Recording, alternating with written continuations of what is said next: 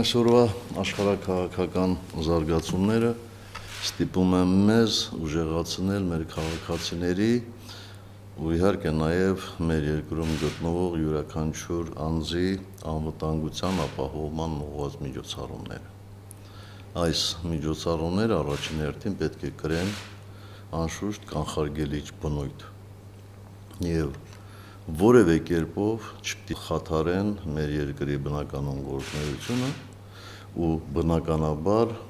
որևէ սահմանափակումներ չպետք է լինեն մեր քաղաքացիների համար։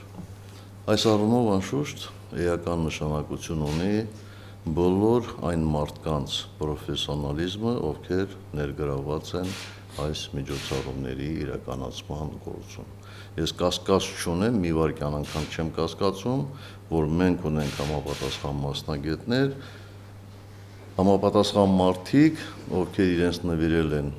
այդ գործին, մեր երկրում անվտանգություն ապահովելու գործին եւ նրանք պատվով կատարեն իրենց աշխատանքը։ Դրա վառ ապացույցներից մեկն էլ հենց այս գիշեր տեղի ունեցած միջոցառումներ, որի ընթացքում հայտնաբերվեց եւ վնասազերծվեց հանցավոր խումբ, որի նպատակների մասին անշուշտ առաջին հերթին քննությունը պետք է ասի եւ որի մասին տեղյակ պետք է լինի ողջ հանրությունը։ Մենք տարիների քրտնաջան աշխատանքով, հենց մշածս մարդկանց քրտնաջան աշխատանքով դասվել ենք աշխարհի ամենաանվտանգ երկրների շարքում եւ Հայաստանը պետք է մնա աշխարհի ամենաանվտանգ երկրների շարքում։ Մեր երկրում չպետք է տեղի ունենա որևէ իրադարձություն, որը ինչ-որ կերպ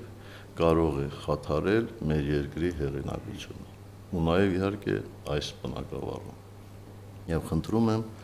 իմ շնորհակալությունը փոխանցել այն անձնակազմին, ով մասնակցել է այդ միջոցառմանը։